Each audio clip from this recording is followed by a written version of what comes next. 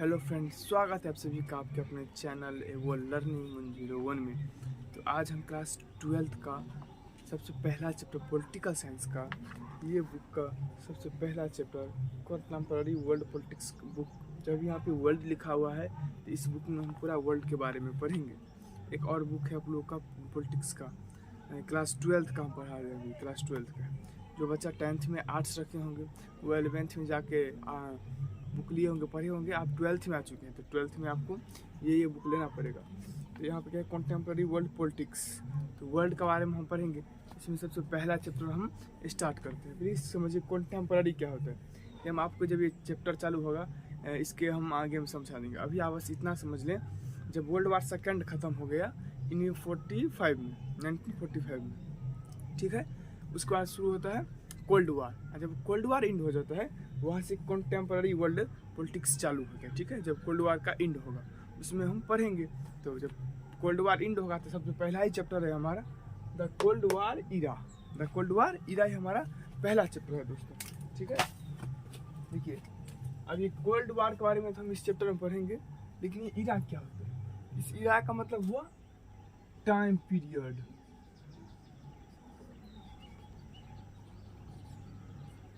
इस इरा का क्या मतलब हुआ, टाइम पीरियड।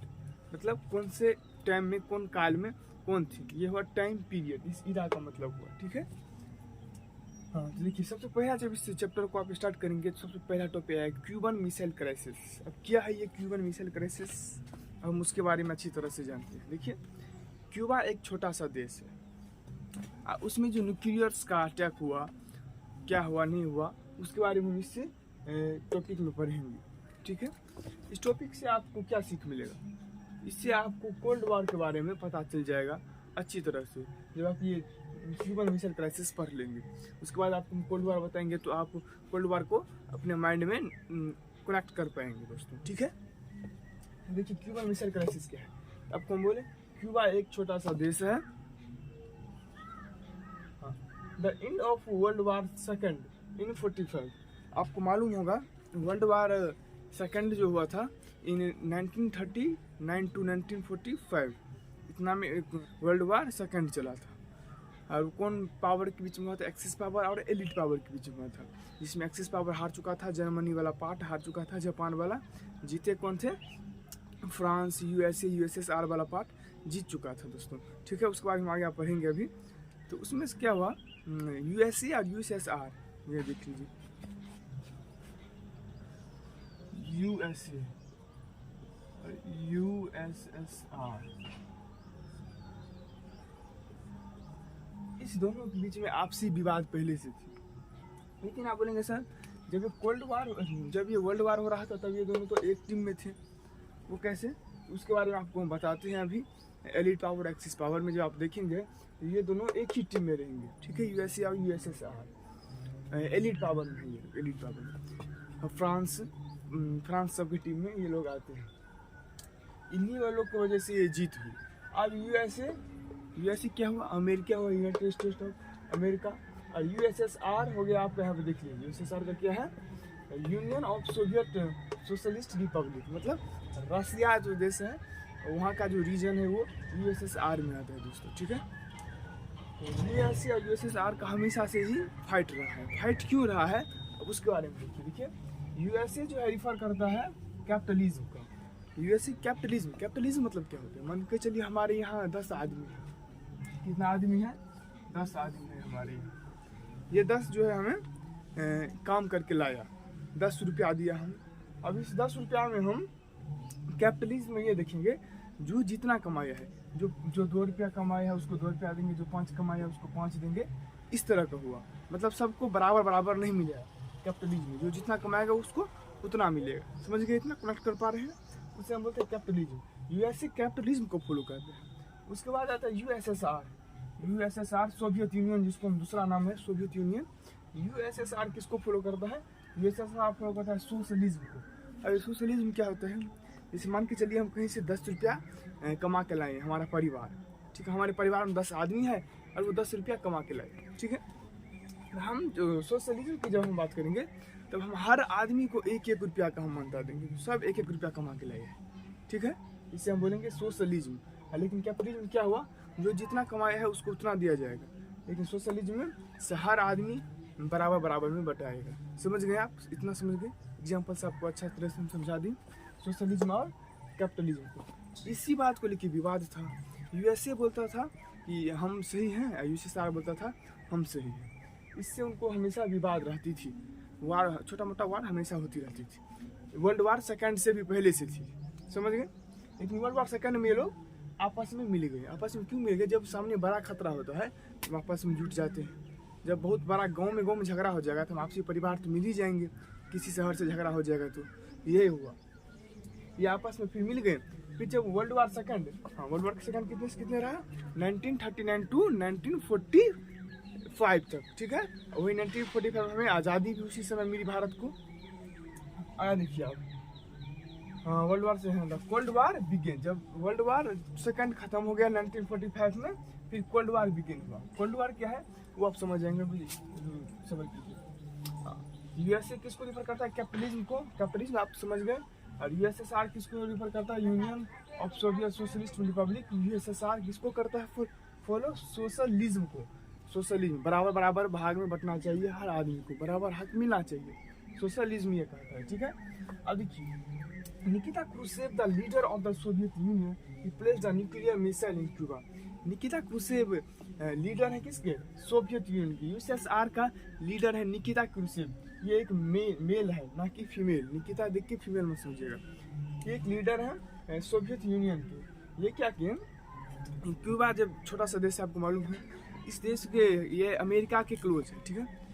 तो वहाँ पे डर बना रहता था इसको, जो यूएसएसआर को डर रहता था, जो अगर कहीं यूएसए क्यूबा को अपने अंदर ना ले जाए, अमेरिका क्यूबा को अटैक ना कर दे, क्यूबा को अपने अंदर में ना ले ले, ठीक है। क्योंकि यूएसए का कुछ लीडर क्यूबा में था, तो उसके ये डरा हुआ था यूएसएसआर। तो यूएसएसआर का जो उस समय का जो लीडर थे वो थे निकिता क्रुश्चेव। इन्होंने क्या किया, अपना न्यूक्लियर लेके जाके रख दिए क्यूबा में, क्यूबा देश में जाके अपना न्यूक्लियर रख दिए हुए, ठीक है। न्यूक्लियर मिसाइल जाके रख, मालूम है निकिता क्रुश्चेव क्या किए थे, ये लीडर हैं किसके, यूएसएसआर के। यूएसएसआर मतलब सोवियत यूनियन, सोवियत यूनियन का दूसरा नाम है यूएसएसआर।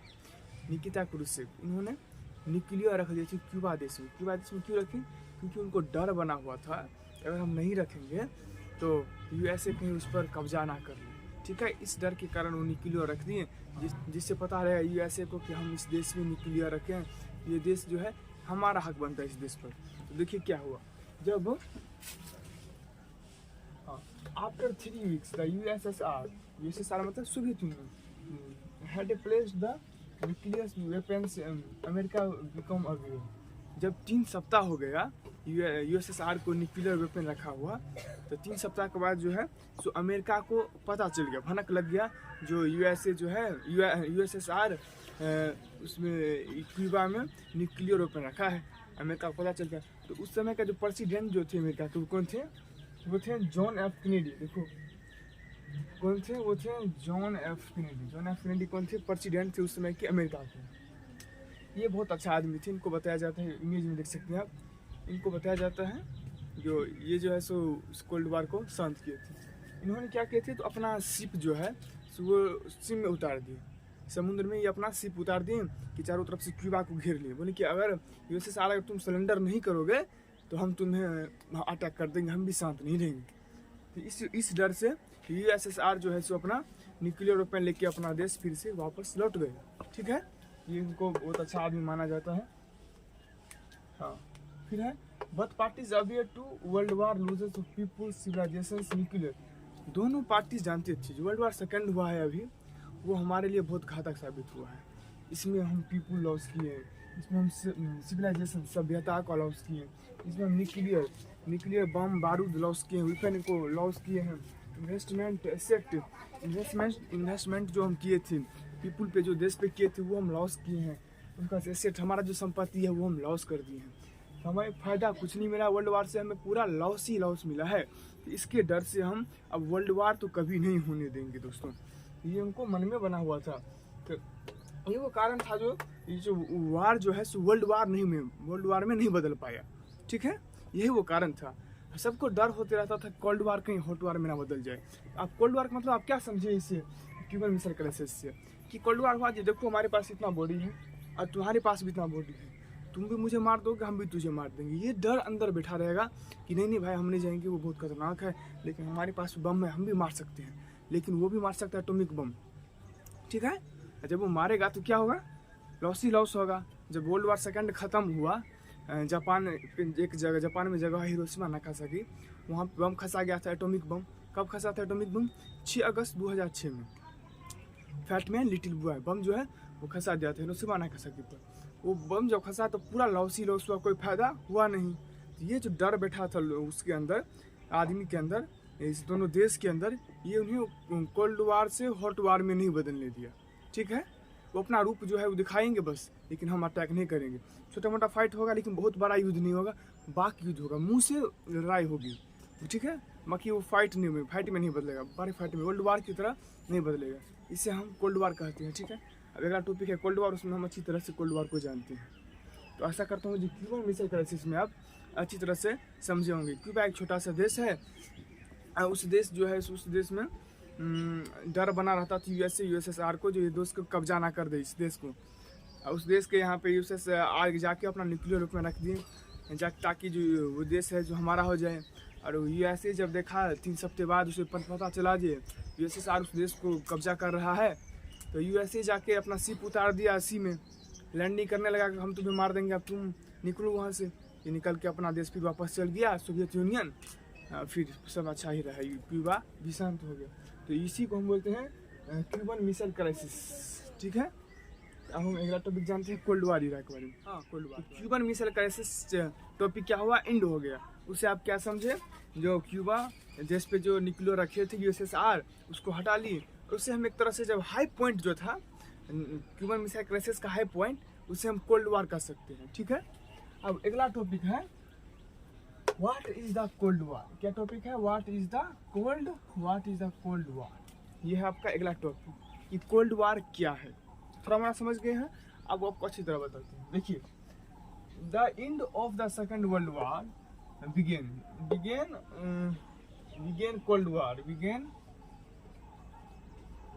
Cold war. देखो, जब सेकंड वर्ल्ड वार खत्म हो गया इन 1945 में, ठीक है, तब क्या शुरू हुआ, कोल्ड वार शुरू हुआ। अब आपको हम कहानी बताते हैं। देखिए, यूएसए और यूएसएसआर, इस दोनों देश को पहले से ही झगड़ा था, फाइट थी, पहले से फाइट हो रहा था। क्यों हो रहा था, क्योंकि यूएसए जो है कैपिटलिज्म को फॉलो करता है और यूएसएसआर सोशलिज्म को फॉलो करता है। ये दोनों बात को लेकर हमेशा इन दोनों देशों के बीच में विवाद रहा करते थे, हमेशा फाइट, छोटा मोटा फाइट। लेकिन जब एक दूसरे देश से फाइट होना पड़ा, ये दोनों देश अपना आप में दूसरे सुपर पावर से फाइट हुआ, ये दोनों देश अपने आप में एकजुट हो गए। जब मान के चलिए दूसरा शहर से एक शहर में झगड़ा होगा, तो उसमें क्या होगा, जो पारिवारिक लोग का जो झगड़ा होगा वो एक हो जाएंगे। ये हुआ इन दोनों के बीच में। ठीक है, तो उसके बाद ये लोग जब फाइट किए तो ये एक्सिस पावर को हरा दिए, ये हार गया और ये जीत गए, ये कर गया विन।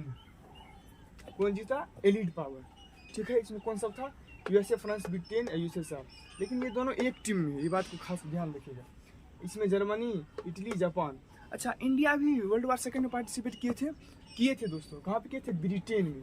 आपको याद है, तब ब्रिटेन के अंदर ब्रिटेन रूल कर रहा था भारत पे। हम लोग इनका कहना मान रहे थे। ये जो है अपना सोल्जर्स, भारत का आदमी को ले जा रहे थे सोल्जर के रूप में, मगर एक तरह से हम भी वर्ल्ड वार जीत चुके हैं। ठीक है, और हमारा जो सुभाष चंद्र बोस जी हैं, उन्होंने जर्मनी से लड़ना शुरू किए थे, जर्मनी से लड़ रहे थे बेचारा, लेकिन अपना सबको तो ज़बरदस्ती ले जा रहा था ब्रिटेन फाइट करने के लिए। ठीक है, तो वो हम वर्ल्ड वार वाले वीडियो में समझेंगे अच्छी तरह से। ओके, तो आप इतना समझ गया, एक्सिस पावर हार गया, एलिट पावर जीत गया। तो एलिट पावर में कौन सा था, यूएसएसआर और यूएसए। लेकिन इन दोनों के बीच में भी फाइट था। इन्हीं दोनों के बीच का जो फाइट है, ये हमें कोल्ड वार को दर्शाता है। इन्हीं दोनों के बीच का फाइट को हम कोल्ड वार फाइट करते हैं। ठीक है, ये दोनों जीत गया। वर्ल्ड वार सेकंड कब शुरू हुआ, इन 1939। क्यों शुरू हुआ, वर्ल्ड वार फर्स्ट जो था वो जो खत्म होता 1914 से लेकर 1914 देख लीजिए यहाँ पे, 1914 से लेकर 1980 तक WW फर्स्ट रहा था, वर्ल्ड वार फर्स्ट रहा था, ठीक है। इसमें जो है सो जापान और जर्मनी हार चुके थे। हिटलर का नाम सुने होंगे आप लोग। हिटलर हार चुके थे और हिटलर शांत रहने वाला आदमी नहीं था। वो फिर से फाइट किया। वर्ल्ड वार सेकंड इसी के कारण हुआ। वो दोबारा फाइट करने गया और वर्ल्ड वार सेकंड हुआ, ठीक है, हिटलर की वजह से हुआ। फिर लास्ट में हिटलर हार जाते हैं, सरेंडर कर देते, अपना आप गोली मार लेते हैं, ठीक है। तो 45 में जो वर्ल्ड वार सेकंड का एंड हो गया। फिर क्या है, एंड कैसे हुआ, ये देखिए एंड कैसे हुआ। एंड हुआ USA drop the 2 atomic bombs. USA America जो है 2 एटॉमिक बॉम्ब ड्रॉप कर दे। कहाँ पे ड्रॉप किए, जापान में। जापान में एक जगह है हिरोशिमा नागासाकी। हिरोशिमा नागासाकी जगह है, वहाँ पे ड्रॉप किए एटॉमिक बॉम्ब।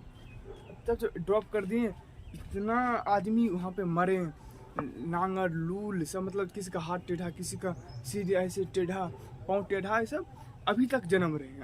अभी जो जन्म ले रहे हैं वहाँ के बच्चे, वो नांगर लुल्ला ही जन्म ले रहे हैं, ठीक है। तो इससे क्या हुआ, जापान अपना आप को सरेंडर कर दिया। जो अब तो हम मारे गए, अब हम हार गए आपसे। जापान सरेंडर कर दिया। जब जापान सरेंडर किया तो बहुत अमेरिकावादी जो है, जो अमेरिका को सपोर्ट करते हैं, उन्होंने कहा ये अच्छा हुआ। क्या अच्छा हुआ, ये अच्छा हुआ जो एटॉमिक बॉम्ब अमेरिका खसा दी। इससे क्या हुआ, वर्ल्ड वार सेकेंड एंड हो गया दोस्तों। जो अमेरिका को सपोर्ट करते हैं बोलता है ये अच्छा हुआ, जो वर्ल्ड वार सेकेंड इससे ख़त्म हो गया। लेकिन ये कितना अच्छा हुआ है तो अभी जानते हैं, ठीक है। वर्ल्ड वार सेकेंड 2 पावर के बीच में कौन कौन पावर था, वो सुपर पावर, एक्सिस पावर और एलीट पावर। तो कौन जीते थे, एलीट पावर, ठीक है। अब आगे देखिए, in the event of nuclear war both sides will be so badly harmed that will be impossible to declare one sided win. देखिए जब वर्ल्ड वार हुआ ना, तो न्यूक्लियर वेपन का इतना अटैक हुआ, इतना बैडली हार्म हुआ कि बताना ये कठिन था।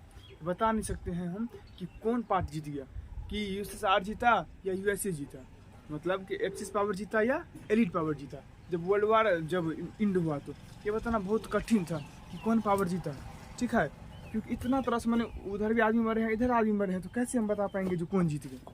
न्यूक्लियर वेपन से ये हमारे लिए खतरा है, ठीक है।